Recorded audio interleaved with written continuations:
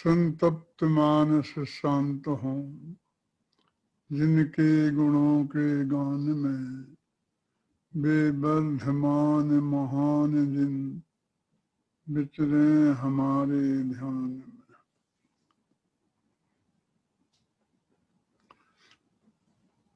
आज 10 लक्षण महापर्व का चौथा दिन है। उत्तम शौच धर्म पर आज चर्चा करना है। आज के दिन के बारे में कुछ लोग उसे सत्य का कहते हैं और कुछ लोग शौच का कहते हैं। तत्वा सूत्र में जो सूत्र है, उस सूत्र में तो उत्तम, क्षमा, मार्दव, आर्जव, सत्य, शौच, संयम ऐसा क्रम है। और पूजनों वगैरह में ये शौच पहले आ जाता है और सत्य बाद में आता है। और उनका कहना है कि 4 कसायों के अभाव में थे। क्रोध का अभाव में क्षमा है, मान के अभाव में मार्दव है, माया के अभाव में यदि आर्जव है तो बस शौच भी निपट जाए। शौच के अभाव में लोभ, इस तरह चारों का क्रम वो ऐसे बैठाते हैं। जो भी हो, पालन करने की दृष्टि से तो 10 ही धर्म रोजाना पालने हैं, एक से पाले जाते हैं। मुनि अवस्था में, श्रावक अवस्था में जब जैसे पाले जाते हैं, तो ऐसा भेद नहीं किया जाता है कि आज क्षमा धारण करना है, आज अभिमान कर सकते हैं, छल कपट कर सकते हैं, कि आज छल कपट के त्याग का दिन है तो गुस्सा करने की मनाही थोड़ी है आज। ऐसा नहीं है। 10 धर्म प्रतिदिन धारण करना है। तो वस्तु स्वरूप में तो ऐसे ही है कि धारण यही करना है। और अब इसलिए आगे पीछे का कोई सवाल नहीं है। और प्रतिपादन करने में कोई फर्क नहीं पड़ता है। जैसे एक दिन एक करना है ना, तो भले ही आज शौच का कर दिया, कल सत्य का कर दिया, तो इसमें क्या फ़र्क पड़ने वाला है। समझना तो सभी है। तो इस दृष्टि से ज़्यादा गंभीरता नहीं चलती है। और जहाँ जैसा चलता रहता है, चलता रहता है। जब मैंने एक किताब लिखी थी उत्तम धर्म के 10 लक्षण, तब मैंने बहुत सोचा था कि इसमें क्या किया जाए क्रम में। फिर अंत में मैं इसी निर्णय पर पहुंचा कि सभा में प्रवचन करने की दृष्टि से चारों कसाएं एक साथ निपट जाएं तो अच्छा ही है। इसलिए शौच को हमने पहले रख दिया था और इसलिए आज हम शौच की चर्चा कर रहे हैं। तो सबसे बड़ा धर्म कौन सा है कि नंबर जिसको फर्स्ट प्राप्त हुआ है ना, उत्तम क्षमा। लेकिन इसमें नहीं लिखा। आप पूजन करते हैं ना रोजीना, तो उसमें एक पंक्ति आती है, शौच सदा निर्दोष धर्म बड़ो संसार में। सबसे बड़ा धर्म शौच को कहा, क्योंकि वो हमेशा पूर्णतः निर्दोष। शौच माने होता है पवित्रता। सुचेर भावा शौच, पवित्रता के भाव को शौच कहते हैं। और एक कसाएं भगवान आत्मा को अपवित्र करती हैं, यानी कसायों के कारण भगवान आत्मा अपवित्र होता है। 25वीं कसाएं आत्मा के स्वभाव को अपवित्र करने वाली हैं। तो शौच को ही क्यों कहा? कि ऐसा थोड़ी है कि भाई क्रोध के अभाव को उत्तम क्षमा कह दिया था, मान के अभाव को मार्दव कह दिया, और मायाचार के अभाव को आर्जव कह दिया। अब एक ही कथा बची थी, इसलिए शौच के अभाव को लोभ कह दिया, लोभ के अभाव को शौच कह दिया। ऐसा कोई अंदाज या कुछ काम नहीं हुआ है। देखो, शौच सबसे बड़ा धर्म क्यों है? क्योंकि ये लोभ कसाय है, ये सबसे ज़्यादा मजबूत है। हमें तो क्रोध ज़्यादा मजबूत दिखती है, लेकिन मजबूती का अर्थ हम कैसे निकालें, सोचिए। तो कहते हैं कि जिसमें जीवनी शक्ति ज़्यादा होती है, जिंदा रहने की शक्ति ज़्यादा होती है, अधिक काल तक होती है, अधिक ठोकर बर्दाश्त कर सकती है, तो वो मजबूत कहलाता है। ये जितने जीव जंतु हैं ना, बहुत ऐसे हैं कि शेर जैसे बहुत मजबूत हैं। शेर को मजबूत, सबसे मजबूत मानते हैं या नहीं? और गाय को, बेचारी को, बकरी को सबसे कमज़ोर है। लेकिन मैं कहता हूँ गाय और बकरी सबसे ज़्यादा मजबूत हैं और शेर सबसे कमज़ोर। क्यों?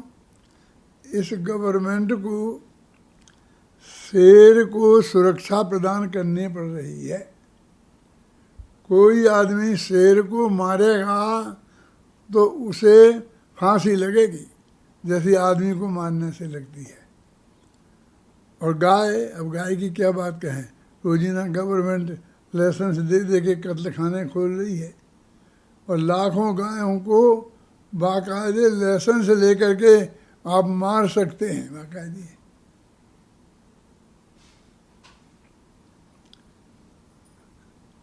शेर हिंसक जानवर, दुनिया को मार के खा जाए, उसको सुरक्षा की ज़रूरत है। और गाय बेचारी घास के तिनकों पर संतोष करने वाली, और कितने शत्रु हैं उसके सामने। तो शेर अकेला शेर ही नहीं खाता है गाय को, जितने भी जीव हैं, ये पालने वाला जो इसका दूध पीता है, ये मनुष्य भी मार के खा जाता है, इसका मालिक भी मार के खा जाता है। इसको गाय को माँ कहता है, गो माता कहता है, और जब तक दूध देती है तो उसका दूध पीता है, और जब दूध देना बंद कर देती है तो मार के खा जाता है। कितने शत्रु हैं, चारों तरफ बैठे हैं, लेकिन गाय की सुरक्षा देने की जरूरत नहीं पड़ी। लोग कहते हैं कि इस तरह गायें काटते रहे कत्ल खानों में तो एक दिन फिर कोई गाय रहेगी ही नहीं। लेकिन आज तक तो ये खतरा बड़ा नहीं है, बल्कि और डबल होते जाते हैं।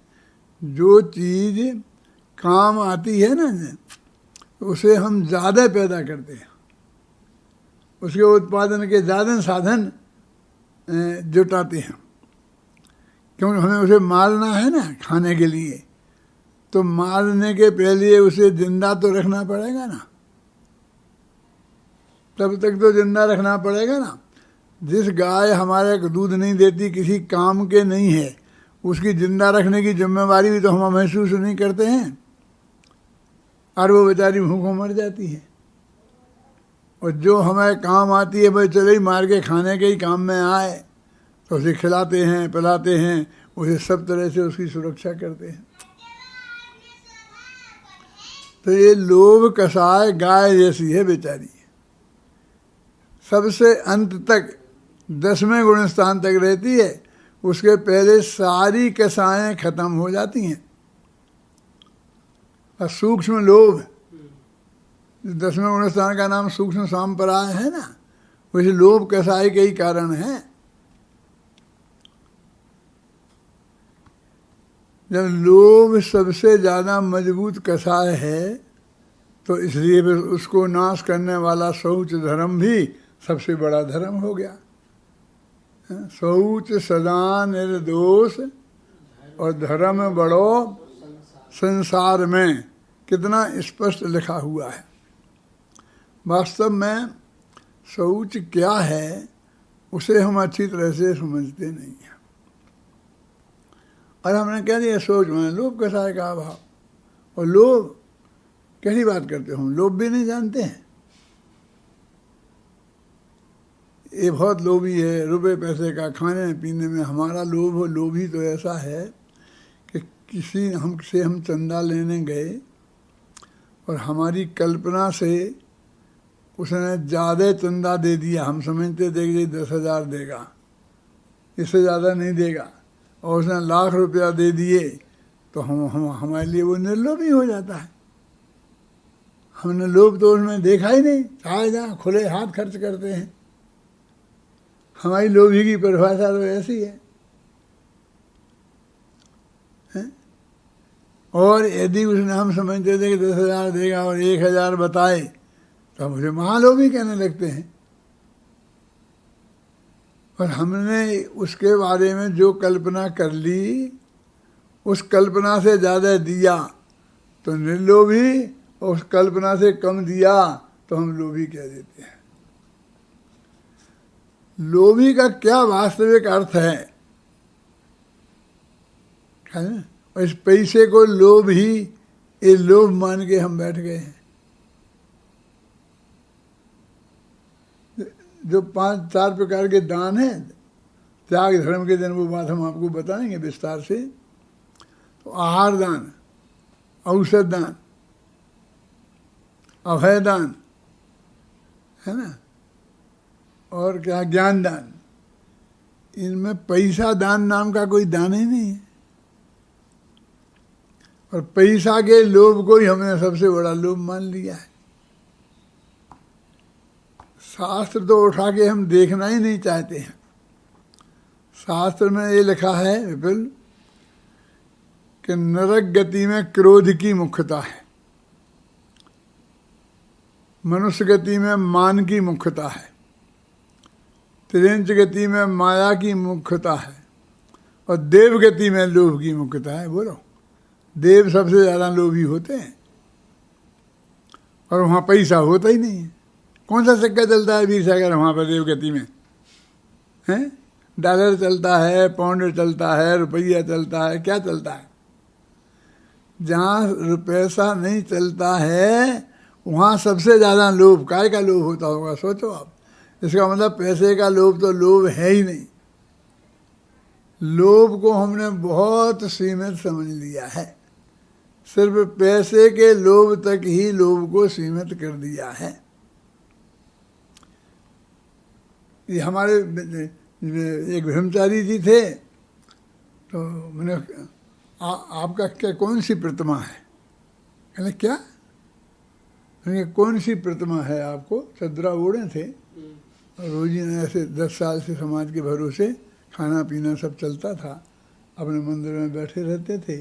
और यदि जहाँ की समाज ने उन्हें नहीं बुला पाया तो समाज की खूब निंदा करते थे। ऐसी समाज है, त्यागी वृत्तियों की तो फिक्र है ही नहीं, हम बैठे हैं, कोई पूछ अभी तक लेने ही नहीं आया, ऐसा ऐसा करके बातें करना। तो मैंने कहा कि आप काय के त्यागी हैं? आपने क्या त्याग किया है?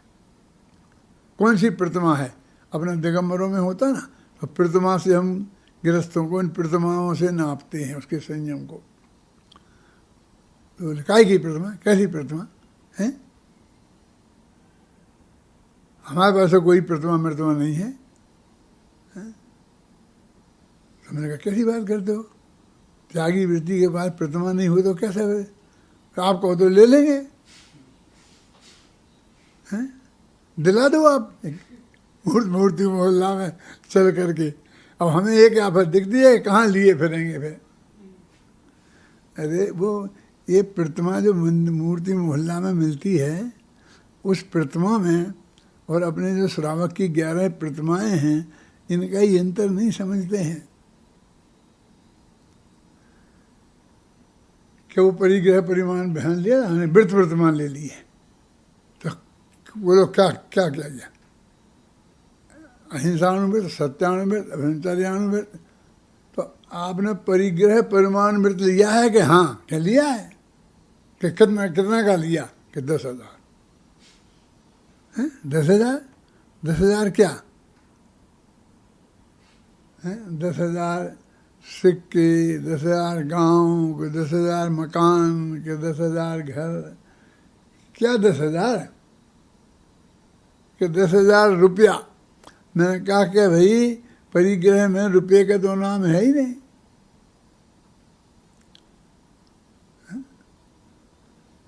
परिग्रह में रुपये का नाम है। परिग्रह परिमाण वृत्त की जब बात आती है तो उसमें तो अंतरंग परिग्रह 14 हैं और बहिरंग परिग्रह 10 हैं, तो रुपये का तो नाम ही नहीं है। आपको पता नहीं, वो रौप पे अरे वो रौप्य माने तो चांदी होता है, वो रुपया नहीं है। और इसका रुपया नाम भी पहले चांदी का बनता था, इसलिए इसका नाम रुपया पड़ा था। 4 आना की चांदी लगती थी हवाई जी, और 1 रुपये की कीमत रखी गई, तो चौगने मिलते थे, तो चांदी को बनाने में कोई दिक्कत नहीं थी। अब धीरे धीरे वो चांदी 100 रुपया में आने लगी। अब 1 रुपये का सिक्का बनाए और 100 रुपये की चांदी लगे तो कौन बनाएगा। धीरे धीरे वो चांदी कम होती गई, फिर 8 आना भर रही, फिर और कम होती गई। अब धीरे वो रुपया नाम के सिक्के में से रौप्य गायब है। 1 ग्राम भी चांदी उसमें होती नहीं है। असली रुपया तो रुपया रहा कहाँ है। तो ये सारा जगत रुपये पैसे के लोभ को ही लोभ समझता है, हैं? और उन्होंने ये ले लिया। ये दिक्कत क्यों आई? मैंने कहा हमने तो शास्त्र में ये पढ़ा था कि 7वीं 8वीं प्रतिमा तक हर ब्रह्मचारी को घर में रहना चाहिए, और अकेले बनाकर खाने की बात नहीं है, कमा कर भी खाना चाहिए। उसकी जिम्मेवारी समाज की नहीं है, स्वयं की है। हमारे यहाँ तो साधुओं में मुनि, आर्यिका, श्रावक और क्षुल्लक यही लग वहाँ तक ही आते हैं। उनको उनके माथे पर बोझा समाज पर है। समाज की व्यवस्था को उसकी व्यवस्था करना जरूरी है, उसके नीचे नहीं। और तुमने चद्रा काय को ओढ़ दिया है। पंडित बंशीधर जी न्याय अलंकार थे। ये जितने समाज में पंडित थे ना, बुजुर्ग पंडित, हमारे गुरुओं के गुरु, वो उनके बंशीधर जी के चेले थे सब। गोपाल दास बरैया के पहले सब विद्वानों की परंपरा एक नष्ट जैसी हो गई थी, तो वहाँ से सबसे पहले उन्हें 5 विद्वान बड़े बड़े उनने बनाए। एक देवकी नंदन जी, एक बंशीधर जी, एक मक्खनलाल जी। वो मक्खनलाल जी हमारे गुरु थे सीधे। एक खूबचंद जी। ऐसे 5 पंडित उनने बनाए, और 5 ने 5 विद्यालय खोल लिए। एक ने मुरैना विद्यालय, एक ने इंदौर विद्यालय, और एक देवकी नंदन जी कारंजा चले गए थे। तो इस तरह से अलग अलग विद्यालयों में ये विद्वान थे। तो उन लोगों को वो विद्वान थे, उनसे फिर सारी ये परंपरा है। अब ये पूज्य गुरुदेव श्री के प्रताप से ये जो नए आध्यात्मिक रुचि वाले विद्वान तैयार हुए हैं, और समझ लो आप अपने माध्यम से हुए और इस तरह से हुए हैं, लेकिन उस वक्त उन विद्वानों की जो परंपरा थी, तो उन विद्वानों में मैंने कहा पंडित बंशीधर जी ने 7वीं प्रतिमा ली थी। वे इंदौर विद्यालय के प्रिंसिपल थे। इंदौर से जो विद्यार्थी पढ़े थे वो सब उनके विद्यार्थी हैं। धोती कुर्ता पहनते थे, टोपी लगाते थे। अपने शास्त्र में लिखा ही नहीं है 7वीं प्रतिमा की कोई ड्रेस, कि ये ड्रेस आपको पहनना जरूरी है, बल्कि वैसे ही कपड़े जो आप निरंतर पहनते रहे हैं। यदि तुम्हें सिंपल पहनना है, धोती कुर्ता ऐसा, ये पहनो।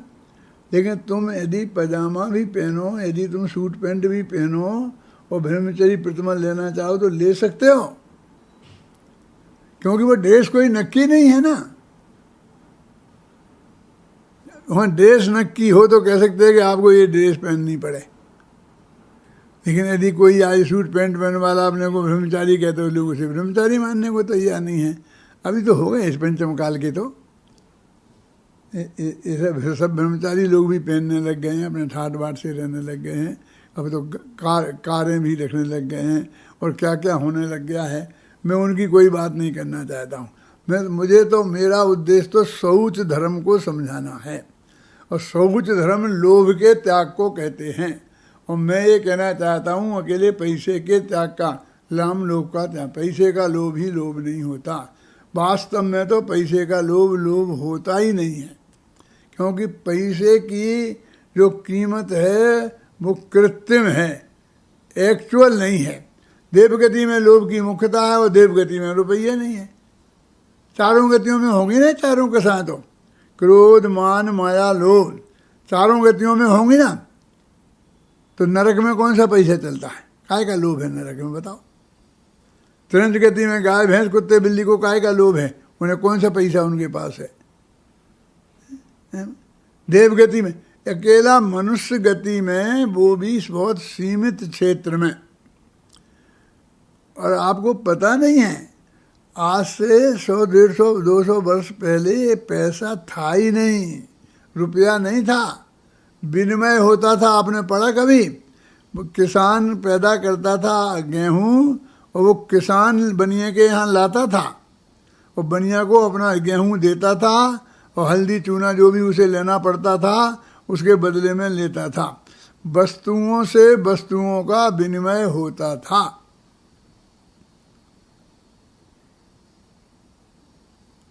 और ये हमने देखा है, कोई बहुत पुरानी बात नहीं है अभय जी, ऐसे कि इतिहास की पुराणों की बात हो, ये भरत बाहुबली की बात नहीं है। हमने देखा है हमारे गांव में किसानों की महिलाएं ऐसे अनाज लेके आती थी, ऐसे एक झोली में भर करके, और अनाज देती थी। 1 किलो 2 किलो अनाज है, फिर इसमें क्या चाहिए? उसे गुड़ चाहिए, चीनी चाहिए, ये चाहिए, ये चाहिए, जो भी चीज़ घर की आवश्यकता की होती है, हल्दी चूना, वो सब ले जाती थी और ये दे जाती थी। ये हमारे आँख से हमने देखा है और हमारी माँ ने लिया दिया है। ये समझ लो, ये बिजनेस हमारी माँ ने किया है। और पिताजी थे, घबराना नहीं। तुम्हारी जैसी ऐसे विधवा नहीं हो गई थी हमारी माँ, ये तो सौभाग्यवती मरी हैं, ख्याल में आई ना। लेकिन उन्हें हमने अपनी आंखों से एक करते देखा है, ये विनिमय। अब तुमने तो वीर सागर किताबों में पढ़ा होगा, लेकिन तुम्हारा भी गांव बेटा ऐसा ही था, वहाँ भी ऐसा कुछ होता होगा, हैं? अब तुम बताओ चाहे नहीं बताओ, क्योंकि इज्जत वाले हो गए हो। हम तो बड़ी सभा में सब बता देते हैं। देखो, पैसे की कीमत बहुत कृत्रिम है, चारों गतियों में नहीं है, और फिर मनुष्य गति में भी अभी हो गई, और कल कब खत्म हो जाए? जब मोदी के दिमाग में फितूर चढ़े तो 1000 का नोट बंद, वो खत्म हो गया, हो गया ना। अपन ने देखी है वो दुर्दशा होती हुई क्या सब चीज़ों की। और ऐसा नहीं है कि वो ऐसे अचानक हो गया हो, वो तो बुद्धिपूर्वक वो कहते हैं कि लोगों ने बहुत नोट छिपा लिए हैं, तो हमें वे नोट निकालने हैं, वे 2 नंबर में, जो गवर्नमेंट को नहीं बताए ना, वो 2 नंबर होते हैं। मैं ये जानता नहीं था पहले क्या होता है 1 नंबर, क्या होता है 2 नंबर, क्या होता है 3 नंबर, क्या। वो सबसे पहले तो मुझे कब पता चला कि भगवान महावीर का निर्वाण वर्ष था, और हम सब लोग 1000 यात्रियों को लेकर के तीर्थ यात्रा पर निकले थे सिद्ध क्षेत्रों की, बाबू भाई हम सब। तो उस वक्त हम लोग थे पावागिरी में, और उसी समय गया जी में एक सेमिनार था। उस सेमिनार में हमें निमंत्रित किया गया था, तो हम वहाँ गए। सेमिनार में हमारा अनेकांत साधवाद पर भाषण था। खैर मैं उसका किस्सा नहीं बताऊंगा आपको, लेकिन हम जिन सेठ जी के घर पर ठहरे थे, उन्हीं के घर पर विश्वविद्यालय अनुदान आयोग के अध्यक्ष थे। वो उस सभा हमारी मीटिंग के अध्यक्ष थे, तो वो भी, उनका भी भोजन वहीं था और हमारा भी भोजन वहीं था। तो एक साथ ऐसी डाइनिंग टेबल पर बैठे और हम लोग भोजन कर रहे थे। सेठ जी आए इतने में, तो सेठ जी ने क्या किया था, सेठ जी हमारे नेमीचंद जी पाटनी थे ना भाई जी, उनके भाई लगते थे, वो भी पाटनी थे गया जी के। तो आए तो ने 1 लाख रुपए नगद निकाले और जाकर पाटनी जी को दिए, और उन्होंने कहा कि जिसमें आपको खर्च करना हो, जिस खाते में लेना हो उस खाते में ले लो। कि रसीद, नहीं रसीद नहीं, तो आप तो ले लो। उन्होंने तो रसीद दी, सब किया, उनको दिया, लेकिन वो जा कर के दे के चले गए। तो मैंने तो पहली दफ़े ऐसा देखा था भैया, मुझे तो ऐसे ऐसे दानवीर दिखे जैसे कि भरत चक्रवर्ती भी नहीं होंगे क्या। ये सच्ची घटना है कि मैंने उनसे, क्या नाम, DS कोठारी से कहा कि साहब सेठ जी बहुत महान उदार हैं, ये हमारी संस्था में आए, 1 लाख रुपया ऐसा लेके आए और हमारे पार्टनर जी अध्यक्ष थे, उनको इन्होंने दे दिए और कहा आप संस्था में काम में ले लेना। ऐसे उदारता है, कोई रसीद नहीं, कुछ नहीं मांगे, नहीं कुछ नहीं किए। तो मेरे को तो वो बहुत महिमा बनते लग रहे थे। मैंने किसी की आज तक सेठिया की प्रशंसा नहीं की। लोग सेठिया मेरी प्रशंसा सुनने के लिए तरसते हैं और उनकी मैं कर रहा था। तो वे बेचारे नीचे कर देने लगे। मैं कहा आपको क्या को संकोच करते हो, उसमें क्या है। खैर खाना तो हो गया ख़त्म। अकेले में सेठ जी मेरे पास आए कि आपने ऐसा क्यों कहा। अरे मैंने कहा आप इतने उदार हो, आप लेके आए, आपने दिए मेरी आंखों के सामने, इतना आप लोग ऐसा महान काम करें और मैं 2 शब्द नहीं बोल सकता हूँ। तब वो बोले पंडित जी 3 नंबर के थे। तब मैंने सुना ले 1 2 3 क्या होता है, हैं? कि 3 नंबर के थे। तो मैंने फिर पूछा लोगों से कि ये 3 नंबर क्या होता है। आप लोग जानते हो 3 नंबर? 2 तो जानते होंगे, 2 तो सब जानते हैं। मैंने भी 2 तो सुन रखा था कि जो गवर्नमेंट को हिसाब बताओ इनकम टैक्स की फाइल में हो, वे सब 1 नंबर। ठीक है, गलती हो जाए तो बता देना आप लोग, क्योंकि ये समय सार तो है नहीं, हैं? फिर क्या विपुल, फिर जो उसमें नहीं हो, गवर्नमेंट को नहीं बताओ और छिपा के रखो गवर्नमेंट से, तो उसे कहते हैं 2 नंबर। ठीक है, अब वो 3 नंबर कौन सा है? बोले जो घर वालों से भी छिपा के रखो, पत्नी पति से छिपा के रखे, पति पत्नी से छिपा के रखे, बाप बच्चों से छिपा के रखे, बच्चे बाप से छिपा के रखे, वो बिल्कुल प्राइवेट, वो 3 नंबर है। अब वो सेठ जी के 3 नंबर के थे, तो वे चुपचाप दे आए। अब उन्हें पत्नी को पता चल गया, बच्चों को पता चल गया, सब पापा आपके भाई चल ना। वो तो खैर बहुत बड़े आदमी थे, इसलिए उनके बच्चे उनसे ऐसा कुछ कह नहीं सकते थे। यदि कोई छोटा मोटा घर होता तो लेने का देना पड़ जाता, झगड़ा खड़ा हो जाता। तो मेरे कहने का मतलब ये है कि ये परिग्रह कितने प्रकार का होता है सुनील, हैं? तो तुम तो जानते होगे ना, सब तरह से भोगते होगे, सब तरह से भोगते ना, 1 नंबर 2 नंबर 3 नंबर। हमने तो कभी कुछ जाना नहीं, अब ऐसे ही सीख लिया तुम लोगों से, कहीं ना कहीं से आते आते। तो वो कहते हैं कि पैसे का लोभ ही सब कुछ लोभ नहीं है। वो किसके पास है? हिंदुस्तान में 90% के पास तो न 2 नंबर है न 3 नंबर है। वो 1 नंबर मुश्किल होता है, वही खाने पीने की व्यवस्था मुश्किल से जुड़ा पाते हैं। तो वही परिग्रह, परिग्रह कितने सीमित लोगों के पास है, रुपया नाम का परिग्रह, और इसका ही लोभ सबसे बड़ा लोभ बन गया। एक गाय के सामने 10,000 के नोट रखो तो वो सूंघेगी नहीं, और घास का इतना वो डाल दो तो खा जाएगी। वास्तव में तो 5 इंद्रियों के भोग हैं, वो उनका लोभ होता है। पेट भरना है उसका लोभ होता है। 5 इंद्रियों को अच्छे अच्छे भोग सामग्री चाहिए, उसका लोभ होता है। तो वास्तविक हम लोभ को ही नहीं पहचानते हैं कि लोभ क्या है ना। तो उसके त्याग की बात कैसे करें? वो कहते हैं लोभ सबसे बड़ा, ये तो पढ़ा है ना आपने कि पाप का लोभ, पाप का, वो पाप का बाप है। और उसे एक ही तर्क दिया है कि ऐसा कौन सा पाप इस दुनिया में है जो लोभी व्यक्ति नहीं करता हो। माने लोभ के वशीभूत होकर लोग जिस पाप को नहीं करते, माने हिंसा करते हैं, झूठ बोलते हैं, चोरी करते हैं, परिग्रह जोड़ते हैं, ये सारे पाप हैं, ये लोभी जीव करता है। इसलिए लोभ सबसे बड़ा पाप है। यदि लोभ सबसे बड़ा पाप सिद्ध हो जाए, हमारी समझ में आ जाए, तो ये पंक्ति का अर्थ समझ में आएगा क्या? शौच सदा निर्दोष धर्म बड़ो संसार में।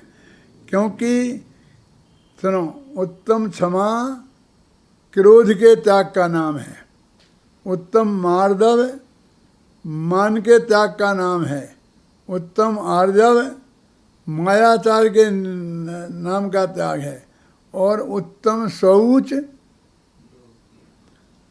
लोभ का नहीं 25 कसायों के त्याग का नाम है। कहाँ लिखा? तो अपनी तरफ से लगा रहे हो? अरे अपनी तरफ से नहीं, वो लोभ सबसे अंत में जाता है। तो जिसका लोभ चला गया उसके पे 24 कसाएं तो पहले चली गई, तब बाद में जाएगा। वो लोभ सबसे बाद में खत्म होता है। इसलिए 25 कसायों के त्याग का नाम लोभ है वास्तव में। 25 त्याग का नाम शौच धर्म है। तो शौच धर्म क्या है? हमने जिस शौच धर्म को भगवान आत्मा का सबसे बड़ा धर्म कहा जा रहा है, और जो आत्मा का धर्म है, ऐसे शौच धर्म को हमने देह की क्रिया, रुपये पैसे, बाह्य पदार्थों तक सीमित करके रखा है। नहाने धोने तक सीमित कर दिया है। क्यों? कि हमने नहा के धो लिया तो शौच हो गए। कहने लगे। आप जानते हैं ये शरीर है ना, जिसको हम इतनी गालियां देते हैं, और ये धर्म के जो पंडित हैं जो अपने को आध्यात्मिक कहते हैं, उनके तो ठेका है शरीर को गालियां देने का। यहीं से शुरू करेंगे। है भी ये देह जुदा आत्म जुदा, यही तत्व को सार, बाकी जो कछु और है या ही को विस्तार। फिर नवद्वार बहें घिनकारी, अस देह करे के म्यारी। जितनी गालियां दी जा सकती हैं इस शरीर को देंगे। लेकिन मैं आपको बताता हूँ, ये शरीर बना रहता है और केवल ज्ञान हो जाता है और अनंत सुख हो जाता है। अनंत भगवान की है ना। क्या बिगाड़ा इसने तुम्हारा? क्या बिगाड़ा इस शरीर ने? और राग का अंश भी रहे।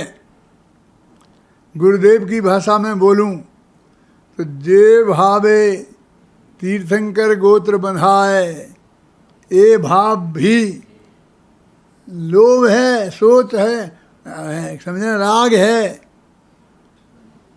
वो उतना भी रहे तो केवल ज्ञान नहीं होता। केवल ज्ञान ने तो इसको रोका है, अनंत सुख ने तो इसको रोका है, अनंत भीतराग ने तो इसलिए राग ने रोका है। जिसको तुम धर्म माने बैठे हो, धर्म के नाम पर जिसे कर रहे हो, अभी भी सुबह पर्यूषण में लेके सुबह से शाम तक, शाम से सुबह तक यदि कुछ होता होगा तो थोड़ा बहुत शुभ भाव हो जाता होगा, नहीं तो उसका भी ठिकाना नहीं है। शुद्ध भाव की तो कोई बात ही नहीं है। अभी तो हम जानते नहीं हैं क्या है। देखो, मैंने तो इसमें एक दोहा लिखा है, बहुत पुराने ज़माने में लिखा था। यदि हड्डी अपवित्र है तो वह तेरी नाही, और खून भी अशुचि है तो यह पुद्गल परछाई। कब लिखा था मालूम? तुम्हारी क्या उम्र है? 22। तो जब मैं 22 साल का था बेटा, तभी लिखा था। सच्ची बात है। मैं 22 साल का था, समझे ना। 2 बच्चों का बाप था, ऐसा घबराना नहीं। और मेरे को अपेंडिक्स हो गया था, तो मैं अस्पताल में भोपाल में ऑपरेशन कराने गया था। मेरा ऑपरेशन करने वाला डॉक्टर सुंदरलाल सिंह ऑपरेशन करने वाले थे, वो जैन थे अपने। और तो मैं वहाँ था भोपाल में। तो अस्पताल के पास में झरने का मंदिर है, आप लोग जानते होंगे, तो 1 किलोमीटर होगा। तो मैं अस्पताल से उठ के सुबह नहा धो के निपट के वो झरने के मंदिर में गया, और मंदिर में 1 घंटा बैठा। वो 9 बजे ऑपरेशन की टेबल पे जाना था, तो मैं 8 बजे वहाँ बैठा था, और बैठे बैठे दोहे लिख रहा था। करीब 25-30 दोहे लिखे। अब वे दोहे मेरे पास थे और मैंने लिखे थे। तो जब मैं गया तो मेरे ससुर मुझे लेके गए थे, तो मैंने उनको दे दिए थे, फिर तो आज तक तो मुझे मिले नहीं मिले, लेकिन कुछ याद हैं। तो उसमें एक दोहा ये भी था, कौन सा बोलो? यदि हड्डी अपवित्र है तो वह तेरी नाहीं, और खून भी असुचि है तो वह पुद्गल पर छाहीं। तेरी शुचिता ज्ञान है और असुचिता राग, राग आग को त्याग कर निज को निज में पा। ये उस वक्त लिखे थे मैंने। ऑपरेशन में जा रहा था, अब ऑपरेशन तो नाम बड़ा होता है, अब छोटा था कि बड़ा था ख्याल में नहीं ना, बेहोशी करके करते थे। तो क्या अर्थ है उसका कि यदि हड्डी अपवित्र है तो तुझे क्या लेना देना? हड्डी परद्रव्य है और अजीब है बिल्कुल, और तू जीव है, और दोनों में अत्यंत अभाव की वज्र की दीवार है। ये मैंने जब तक पढ़ लिया था पूज्य गुरुदेव श्री से कि बिल्कुल जुदे जुदे हैं, इनसे कोई संबंध ही नहीं है। उसकी अपवित्रता से अपवित्रता नहीं है। मैं ऐसा मजाक उड़ाता था प्रवचन में कि इस हड्डियों को हड्डी से छू जाने से नहाना पड़ता है। क्या हड्डी समझ गए? ये बाहर हड्डी पड़ी हो और अपन वो उससे छू जाएं तो अपन को नहाना पड़ता था। अब आजकल तो नहाते कि नहीं नहाते पता नहीं है। पहले तो हमारी पत्नी हमारे घर में नहीं घुसने देगी, हमें माँ भी नहीं घुसने देती थी कि हड्डी छू ली है तो नहाओ बेटा पहले से, तब आ सकते थे घर में, ख्याल में आई ना। तो इतनी अपवित्र है जी। मैं जब कहता कि इसके छूने से नहाना पड़ता है। ये दांत क्या है? ये नाखून क्या है? हड्डी है ना। और ये तो हमारे मुंह में बैठे हैं, ये तो हमारी उंगलियों में लगे हैं। खाना खाते हैं तो दोनों ही छीते में आते हैं कि नहीं? पहले उंगलियों के नाखूनों से छीते हैं, फिर दांतों से छीते हैं, फिर जाके पेट में जाता है। और तुम अपवित्र अपवित्र इतना हल्ला गुल्ला करते रहते हो कि दांत इतने अपवित्र हैं। तो उस वक्त एक हमें दोहा सुनाते थे वो बुजुर्ग लोग कि नख अर केस दंत अर नरा, नाखून के बाल और दांत और आदमी, ये चार चीज़ें स्थान पे हों तो पवित्र हैं, और स्थान से भ्रष्ट हों तो अपवित्र। समझ नहीं ना? दांत यदि मुंह में लगा होए तो पवित्र है, उसे हटाना नहीं पड़ता खाना खाने के लिए, आहार देने के लिए, सब है ना। नाखून यदि उंगली में होए तो पवित्र है। ये बाल यदि माथे पे हैं तो पवित्र है, इन्हें कोई हटाने को नहीं कहता है। लेकिन ये टूटे वो बाल थाली में आ जाए तो महाराज को अंतराय हो जाए।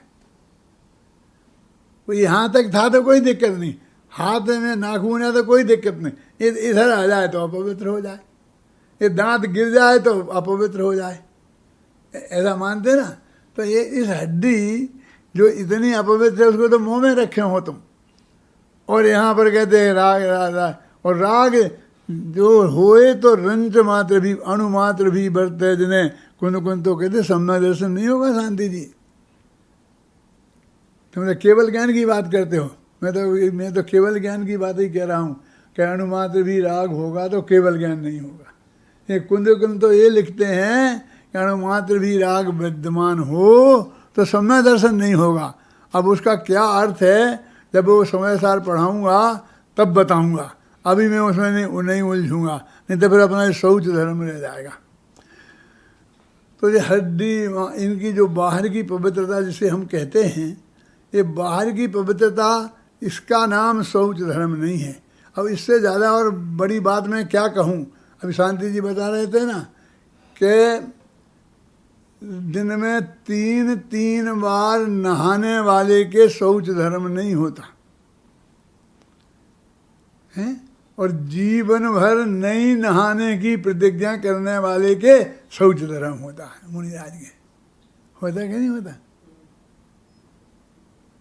यदि इस शरीर की पवित्रता का नाम शौच धर्म होता तो उनको होना चाहिए था। अपने मुनिराजों को तो नहाना नहीं, अब नहाना नहीं है तो लोगों ने बर्दाश्त कर लिया, और फिर मंजन नहीं करना था। अब आजकल कुछ एडवांस मुनिराज तो करने लग गए कि अरे इसमें क्या है, तो सफाई है, तो सफाई तो रखनी चाहिए, सफाई तो रखनी चाहिए, तो नहाना भी सफाई ही है, फिर क्या है बस। है? सवाल इसका नहीं है कि तुम्हें रखना चाहिए कि नहीं रखना चाहिए, कि तुम कर रहे कि नहीं कर रहे हो, करो जितना जिसको करना हो करो। लेकिन जो जैन धर्म है जिसमें ये बताया गया है कि ये धर्म नहीं है, ये उसका अभाव होता है, हमारा संकट उसका है।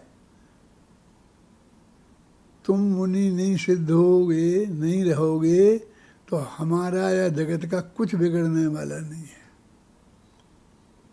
लेकिन मुनिराज रोजाना दातुन कर सकते हैं और नहा सकते हैं, ऐसा यदि तुमने जगत में बता दिया, सिद्ध कर दिया और प्रचार करने लग गए, तो जैन धर्म नष्ट हो जाएगा। है कि नहीं है? समस्या तुम्हारे और हमारे नहाने की थोड़ी है। ये कहते हैं कि नहाना धर्म है कि नहीं है। नहाना धर्म होता तो हमारे मुनिराज नहाते नहीं, हमारे कहाँ तीर्थंकर जो मुनिराज थे तब भी नहीं, उनने नहीं नहाया। तो ये जो हमारी वृत्ति है, ये जो हमारी प्रवृत्ति है, वो उसे हमें समझने की ज़रूरत है कि शौच क्या है। तो 25 कसायों के अभाव का नाम शौच धर्म है, यानी पूर्ण वीतरागता का नाम शौच धर्म है। जब तक ये भगवान आत्मा पूर्ण वीतरागी नहीं होगा, यानी शौच धर्म का धनी नहीं होगा, तो केवल ज्ञान नहीं होगा। शौच धर्म का धनी होना माने पूर्ण वीतरागी होना।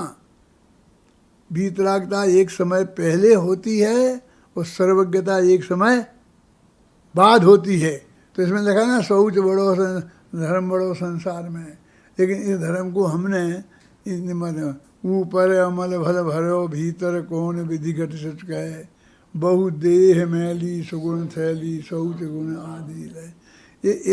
ये कहते हैं शरीर की पवित्रता अपवित्रता की बात नहीं है। वहाँ जो त्याग कराया है उस शरीर के नहाने और नहीं नहाने से इतना संबंध नहीं है।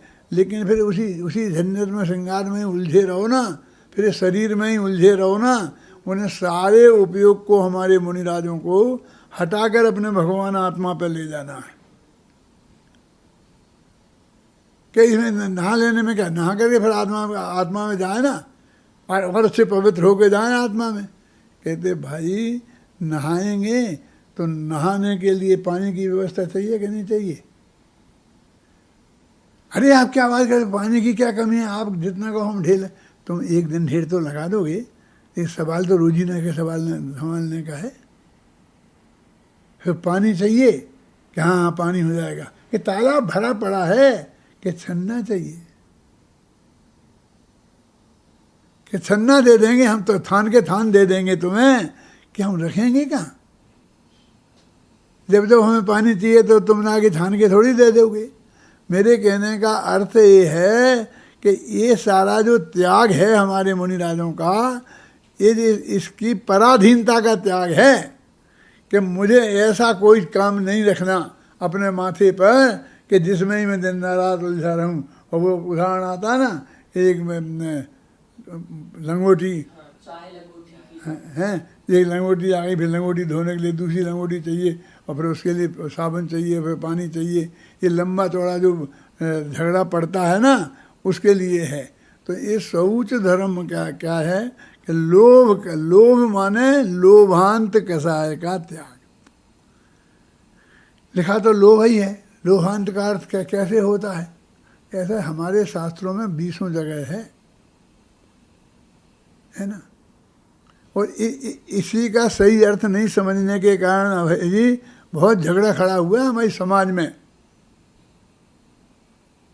क्या समझा हुआ है कि वो कहते बंध का कारण क्या है, कि लिखा है कसाय बंध का कारण है, मिथ्यात्व बंध का कारण नहीं है।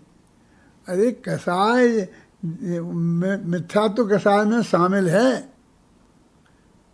कसाय है ना, मिथ्यात्व, अभिरति, प्रमाद और कसाय। एक कसायांत चीज़ों को कसाय कहते हैं।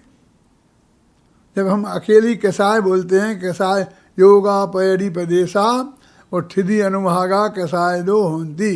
योग से प्रकृति प्रदेश और स्थिति अनुभाग कसाय से होती हैं। तो वहाँ कसाय से माने मिथ्यात्व से, अविरति से, प्रमाद से और योग से।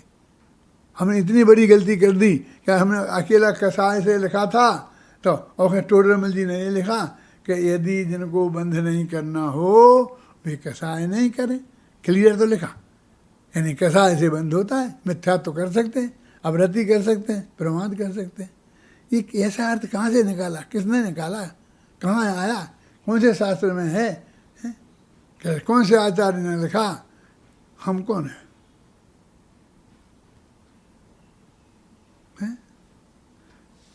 हम मुरैना विद्यालय में पढ़ते थे, सच्ची घटना है। तो मक्खन लाल जी थे ना, तो वे शास्त्री थे, न्याय अलंकार तो उपाधि थी जो उन्हें दे दी थी समाज ने। वे व्याकरणाचार्य न्यायाचार्य नहीं थे, मैंने बनारस की कोई आचार्य की परीक्षा होती थी ना, वो पास नहीं थे, लेकिन प्रिंसिपल वही थे, क्योंकि हमने जैन धर्म के विद्वान थे और समाज ने बनाया था, उन्हीं ने संस्था चलाते थे, तो वे ही सब कुछ थे। अब फिर वो पढ़ाने वाले व्याकरण को बुलाते थे, ब्राह्मण पंडित वहाँ से बनारस से, तो वे व्याकरणाचार्य, फिर 7 विषयों में आचार्य, 5 विषयों में आचार्य होते थे। एक दफे झगड़ा हुआ हमारे पंडित जी का और उनका, तो उनने कहा हमारे मुंह पे, तुम तो कहने के आचार्य हो, मेरे पास तो डिग्री है, सर्टिफिकेट है यूनिवर्सिटी की, है? मैं व्याकरणाचार्य हूँ, समझ गए ना, तुम काहे के आचार्य फाचार्य हो। तब हमारी समझ में आया उस दिन कि हमारे गुरु जी आचार्य नहीं है, लेकिन वो प्राचार्य कहलाते थे प्रिंसिपल होने के नाते। तो तुमने कहा कि आचार्य फाचार्य हो, तो आचार्य तो मैं हूँ। हमारे तो वो भी गुरु जी थे, क्योंकि हमें वो भी तो पढ़ाते थे, ये भी पढ़ाते थे, दोनों ही थे। और दोनों में जब इस तरह का संवाद हुआ तो हमारे ख्याल में आया, तो एक अपने ये आचार्य परमेष्ठी भी होते हैं ना, इनसे भी कह सकते हैं कोई सिर फिरे, ऐसा कह सकते हैं तुम काहे के आचार्य हो, तुम्हें तो 4 आदमियों ने मिल के आचार्य बना दिया है, मेरे पास तो डिग्री है, मैं व्याकरणाचार्य हूँ, मैं साहित्याचार्य हूँ, मैं कह सकते कि नहीं कह सकते? जो हमारे गुरु जी से कहा था जैसे, हैं? मैं भी उसे याद रखता हूँ हमेशा कि मैं आचार्य नहीं हूँ। वीर सागर आचार्य है, ये सब मेरे सैकड़ों विद्यार्थी आचार्य हैं, क्या है ना, है? लेकिन मैं न्यायाचार्य नहीं हूँ, न व्याकरणाचार्य हूँ, न साहित्याचार्य हूँ, ख्याल में आए ना। और डिग्रियाँ जो होती थी वो हैं, लेकिन ये नहीं है, हैं? अपने पूज्य गुरुदेव तो कुछ नहीं थे, हैं? और यदि वे मुनि हो जाते तो आचार्य बन जाते कि नहीं बन जाते? उन्हें काय की परीक्षा देनी पड़ती, हैं? फटाफट आचार्य बन जाते। तो इसलिए कहते हैं भाई कि लोभ का अर्थ क्या? वो कहते हैं कि नहीं, लोभ नहीं, इसमें कसाई नहीं लिखी, ये तो कसाई को बंद का कारण नहीं मानते, तुम तो लोभ की बात करते हो। लोभ सबसे बड़ा अधर्म है, ये कह रहे हैं, सबसे बड़ा पाप है, और सज्जे सबसे बड़ा धर्म है। अपन ने यही तर्क तो बालबोध पाठमाला में लगाया है कि लोभ पाप का बाप है, क्योंकि लोभ के वशीभूत होकर लोग सब पाप करते हैं। तो मिथ्यात्व पाप का दादा है, क्योंकि लोभ उसकी वजह से वशीभूत होकर होता है। पर पदार्थों में एकत्व बुद्धि, उसके नाम तो मिथ्यात्व है ना। तो इस तरह ये कह रहे हैं कि आत्मा के जो विकारी परिणाम हैं, वास्तव में ये 25 प्रकार का जो चारित्र मोह है और दर्शन मोह है, असलियत में तो ये इससे ही भगवान आत्मा अपवित्र है। तो इसका हमें वास्तविक स्वरूप हमारे जब तक हमारी समझ में नहीं आएगा तब तक हमने तो, जैसे मैंने बोला ना कि कोई पैसे की जो प्रतिष्ठा है वो तो बिल्कुल आरोपित प्रतिष्ठा है। हमारे कानून में उसको जब तक मिला हुआ है तब तक उसकी कीमत है, और वो कानून से हट जाए तो कीमत नहीं है। लेकिन हमारे यहाँ आचार्यों ने यदि इनको गिनाया भी है तो वस्तुओं को गिनाया। मैंने उस वक्त बहुत गंभीरता से इस बात पर सोचा कि ये रुपया पैसे को क्यों नहीं रखा, जब कि धन धान्य अनाज को रखा, सोना चांदी को रखा, धन धान्य है ना, क्या क्या चीज़ें हैं, 10 चीज़ें बाह्य परिग्रह है ना, दास दासी, कुप बर्तन भांडे वगैरह। तो ये रसोई के जो बर्तन हैं इनको परिग्रहों में गिनाया, रुपये को नहीं गिनाया। क्यों? क्योंकि हमारे देने का आवश्यकता की चीज़ें हैं, इनके हमारा बिना हमारी गृहस्थी हमारा काम नहीं चलता है। तो इन्हें आप हम सोच समझ के रखें, और हम ये तो कुछ रखें नहीं और अकेले पैसा रख लें तो क्या करेंगे? वो पैसे का बैंक में पड़े रहेंगे, बस वो पैसा बैंक में पड़े रहेंगे। और हमारी व्यवस्था कैसे होगी? कि हमारी व्यवस्था तो कुछ हमें करनी ही नहीं पड़ती है ना। ये समझदार जैनी सब कर देते हैं। मैं जैनियों से कभी मुझे हाथ जोड़ के अपील करनी पड़े कि इनको असलियत स्वरूप क्या है, तो प्रतिमाओं का स्वरूप क्या होता है, ये 5वें गुणस्थान में उनकी क्या क्या जिम्मेवारी हो सकती है, ये सीखने के लिए थोड़ा इनकी आप कृपा करो। आप जो उनको का भोजन कराने का भाव है आपका तो बहुत अच्छा है, लेकिन ये तो भूल ही गए फिर कि इनकी भी कोई जिम्मेवारी है, इनको भी कोई चीज़ें रखने की ज़रूरत है। तो वास्तव में ये कहते हैं कि जो शौच धर्म है वो आत्मा की पवित्रता का नाम है। और पवित्र आत्मा अपवित्र हुआ है काय से? मिथ्यात्व और 25 कसाने। मिथ्यात्व यही कहना दर्शन मोहिनी और चारित्र मोहिनी, इनसे जो उत्पन्न होने वाला जो राग देश मोही के परिणाम हैं, ये असलियत में ये उस सब में आ गए। वो लोभ जो हमने कहा, उस लोभ में जो इतनी चीज़ें आ गई, उसको सबसे बड़ा धर्म कहा है और उसके त्याग को सबसे बड़ा धर्म कहा है।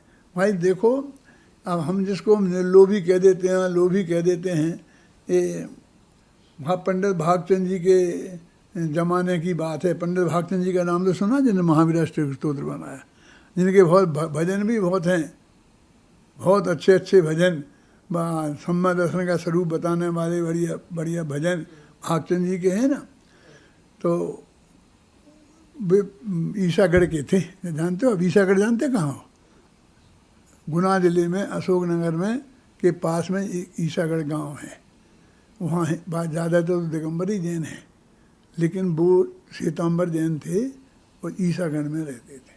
फिर छाजेड़ गोत्र था उनका।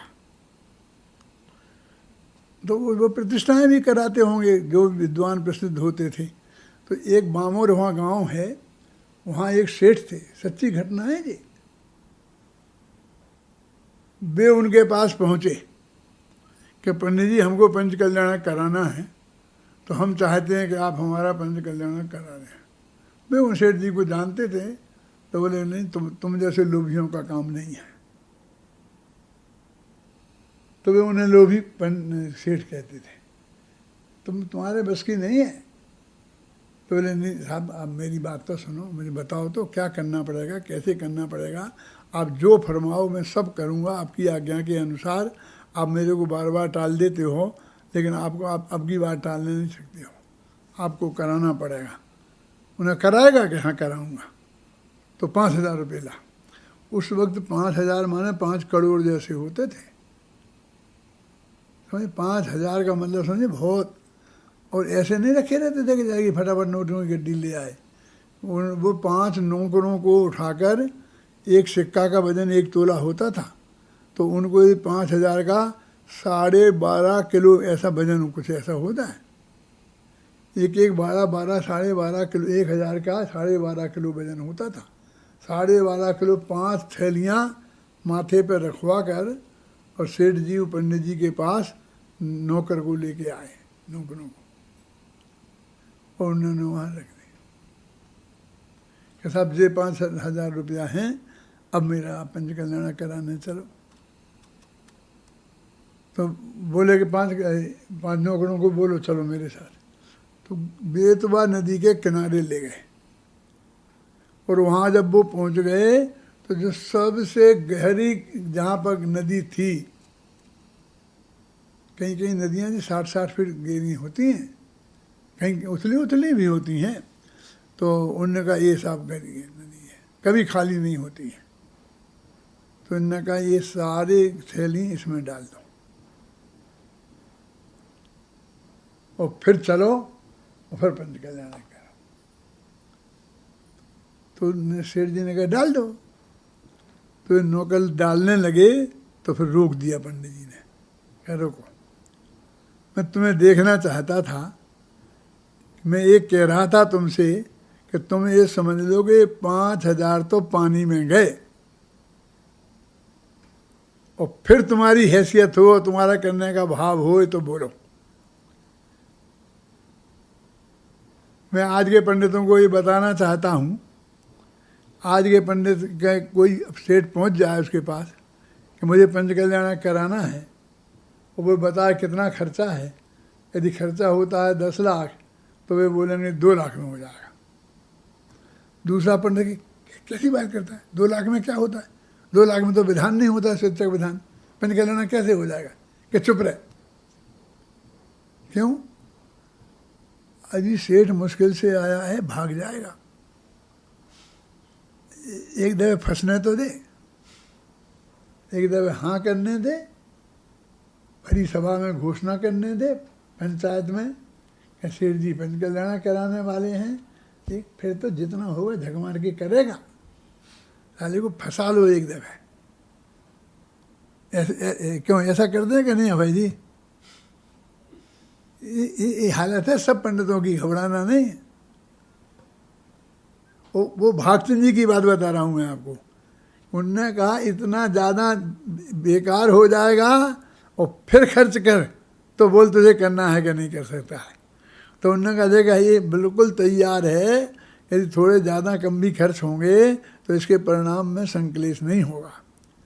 अब वो जो 2 लाख क्या समझ के आया है और 20 लाख लगेंगे तो उसकी तो कैसे परिणामों की दशा हो जाएगी, हैं? लेकिन करेगा तो फिर है ही, करना तो है ही, क्या करे। तो बहुत बढ़िया पंच कल्याण हुआ, हो गया फटाफट। ऐसा कहते थे हमारे पिताजी, सुनाते थे हमें एक किस्सा कि इतना भोजन बनवाया था, सारा भोजन सारे गांव को, एरिए को बुला करके भोजन कराया था, एक दफ़े नहीं, पूरे 5 दिन तक।